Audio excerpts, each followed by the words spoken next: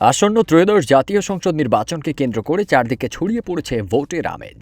বিভিন্ন দলের মনোনীত প্রার্থীরা দল গোছাতে ব্যস্ত সময় পার করছেন, আর কয়েকদিন পর শুরু হবে নির্বাচনী প্রচারণা। ইতোমধ্যেই গণভোটের জন্য প্রচারণা শুরু করেছে সরকার। এজন্য কক্সবাজার জেলা প্রশাসন গণভোট কার্যক্রম সংক্রান্ত একটি জনসচেতনতামূলক সভার আয়োজন করে। কিউব হোল্ডিংসের গল্পে সেই রেখাটি আঁকা হয়েছিল আজ থেকে 1 যুগ আগে। নকশাই আমাদের ভাষা। Cube holdings limited.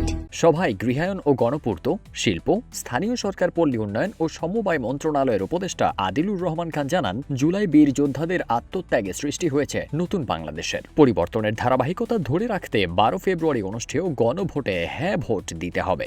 দেশে আর কাউকে ক্রসফায়ার দেয়া যাবে না উল্লেখ করে উপদেষ্টা জানান, বৈষম্য ও ফ্যাসিবাদ মুক্ত একটা দেশ হবে, যেখানে সব জাতিগোষ্ঠীর মানুষ সমানাধিকার ভোগ করবে। জনতার কাফেলা জুলাই সনদও নতুন বাংলাদেশের পক্ষে বলেও উল্লেখ করেন তিনি। তার অধিকার যেন বাস্তবায়ন করতে পারে, বৈষম্য যেন সমাজ থেকে দূরীভূত হয়। সভা শেষে জেলা প্রশাসকের কার্যালয় চত্বরে ভোটের গাড়ির কার্যক্রম উদ্বোধন করেন আদিলুর রহমান।